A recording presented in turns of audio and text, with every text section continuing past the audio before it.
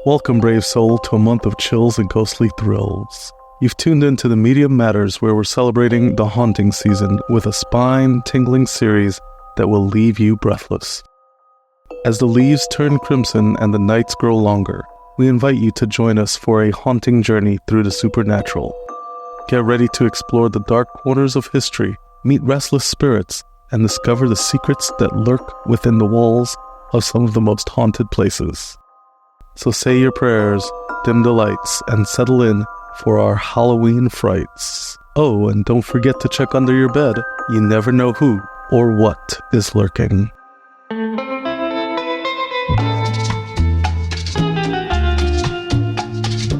Happiest day, beautiful soul.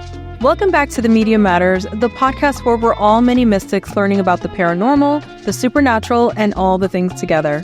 And everyone is living their best haunted life. I'm your host, Chantel, and today we are starting the Halloween celebrations early. I know it's still September, but we just can't wait. I have been waiting for Halloween since November 1st of last year. That is how much I love it. It is my passion. So today we're diving into 5 of the most haunted hotels around the globe. So lock your doors, grab your holy water, and let's get spooked, shall we? Our first stop takes us to the majestic Rocky Mountains and infamous Stanley Hotel in Estes Park, Colorado. This grand hotel, which opened in 1909, has become synonymous with paranormal activity and served as the inspiration for Stephen King's terrifying novel, The Shining. Thanks largely to Stephen King himself, the Stanley's ghostly reputation really took off in the 1970s, and since then, it's been a hotbed for paranormal investigators and thrill-seeking guests. But what makes this hotel so haunted? Many believe that the hotel's original owners, F.O. Stanley and his wife Flora, never truly left. Guests and staff have reported seeing their apparitions in various parts of the hotel, particularly in the billiards room and the music room. It's said that the piano in the music room often plays by itself, perhaps Flora's spirit keeping her musical passion alive. But the most famous room in the Stanley is undoubtedly room 217. This is where Stephen King stayed in 1974, inspiring him to write The Shining after experiencing a very vivid nightmare. Guests who have stayed in this room have reported strange occurrences. Visitors have claimed to find their belongings rearranged or even missing upon returning to their room. Many report sudden drops in temperature, often feeling an inexplicable chill, even when the heating is on. Some guests have described the feeling of an unseen presence settling into bed beside them, particularly if they're unmarried couples. But the hauntings aren't limited to just one room. The 4th floor of the Stanley is a veritable paranormal playground. Room 428, for example, seems to be particularly active, with guests reporting heavy footsteps and furniture rearranging itself while they sleep. And if you're staying in this room, don't be surprised if you wake up to find a ghostly cowboy at the foot of your bed. Guests and staff have even reported hearing children's laughter and footsteps on the 4th floor, even when no children are present. That's a hard pass for me. The main staircase of the hotel, affectionately dubbed the Vortex, is believed to be a paranormal highway of sorts. Psychics and mediums claim it is a portal for spirits, which might explain why so many ghosts seem to hang out around the Stanley. One of the most famous paranormal incidents associated with the staircase is a photograph taken by a guest that appears to show the figure of a young girl on the stairs, despite no children being present during the tour when the photo was taken. Guests and staff have reported seeing ghostly figures on the stairs, including well-dressed couples descending the staircase who vanish when approached. No thank you. For those brave souls looking to maximize their chances of a ghostly encounter, rooms 401 and 407 are said to be paranormal hotbeds. In room 401, women have reported being touched by an unseen presence in the closet, while in room 407, guests have experienced the bizarre sensation of being tucked into bed by invisible hands. Talk about turn-down service. The Stanley Hotel has fully embraced its spooky reputation. They offer nightly ghost tours, have an on-site psychic, and even play The Shining on a continuous loop on one of their TV channels. Let's hop across the pond into the spooky world of the Langham Hotel in London, one of the most haunted hotels in the world. This place is like a paranormal playground with ghosts and ghouls around every corner. So the Langham has been standing proud since 1865, and boy, has it collected some spirits over the years. We're talking about at least 5 regular ghostly guests and that's not even counting the occasional spectral drop-ins. Now, if you're looking for the epicenter of all this ghostly action, look no further than room 333. This room is the VIP lounge for spirits, if you know what I mean. It is so haunted that even some of England's toughest cricket players have been spooked by this room. Let's meet some of the Langham's most famous ghostly residents. First up, we have a German prince who took his own life by jumping from a 4th-floor window back in his day. And now, he's the hotel's most active ghost. He's particularly fond of room 333, so if you see a stocky guy in a military jacket walking through walls, that's probably him. Then there's a Victorian doctor with a seriously dark past.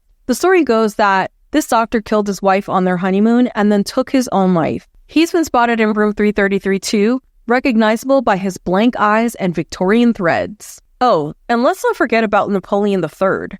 Yep, the actual Emperor of France. He spent his exile at the Langham and apparently liked it so much, he decided to stick around. He's usually hanging out in the basement, probably planning his next conquest. The Langham's got a few more spectral residents too. There's a butler roaming the halls, a guy with a gnarly face wound, and even a ghost who likes to toss unsuspecting guests out of their bed in room 333. But wait, there's more. How about a glowing ball of light that turns into a human form? Yup, that happened to a BBC newscaster once. Guests and hotel staff have reported sudden drops in temperature, objects moving on their own, lights and taps turning on and off by themselves, and the feeling of being watched or touched, all in room 333. So if you're thinking of staying at the Langham, October is prime ghost hunting season. That's when the spirits are most active, probably getting into the Halloween spirit.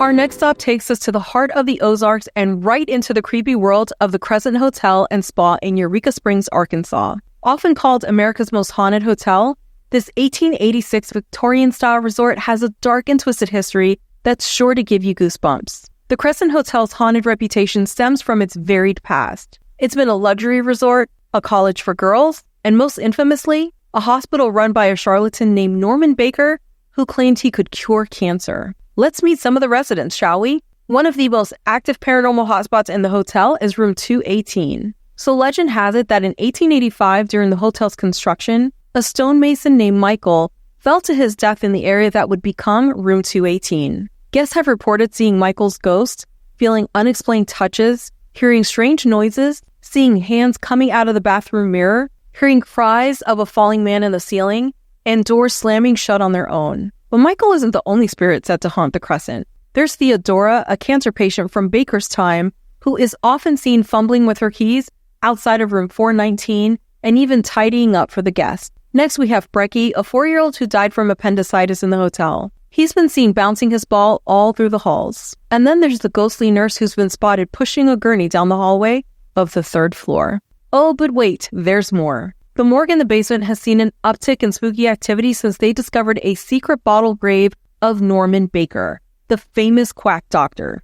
We're talking dark figures, cold spots, and people feeling touched by unseen hands. Yikes. The Crescent Hotel doesn't shy away from its spooky reputation, though. They offer nightly ghost tours that take you through the most haunted areas of the hotel, including the old morgue in the basement. It is a chilling experience that is not for the faint of heart. So what makes this hotel so haunted? Well, some paranormal experts think it's all about the limestone. Apparently, this rock is like a sponge for supernatural energy, and the Crescent Hotel is built on a whole mountain of the stuff. So if you're looking for a spooky getaway, the 1886 Crescent Hotel and Spa should be at the top of your list. But just remember, when you check in, you might be sharing your room with some long-term residents of the ghostly variety. Don't say I didn't warn you. Let's head north to the breathtaking Canadian Rockies and the Fairmont Banff Springs Hotel. The stunning castle-like hotel, often called the Castle in the Rockies, has been welcoming guests and ghosts since 1888 and is said to be one of the most haunted hotels in Canada. Now, let's meet some of the hotel's spectral guests, shall we? First up, we have the Ghost Bride. She's probably the hotel's most famous spectral resident. So legend has it that back in the 1920s, a young bride was descending the marble staircase on her wedding day when tragedy struck. Some say her dress caught fire from the candles on the stairs, and others say she tripped on her gown. Either way, this beautiful bride took a fatal tumble, and now guests and staff report seeing a veiled figure moving up and down the stairs or dancing alone in the ballroom.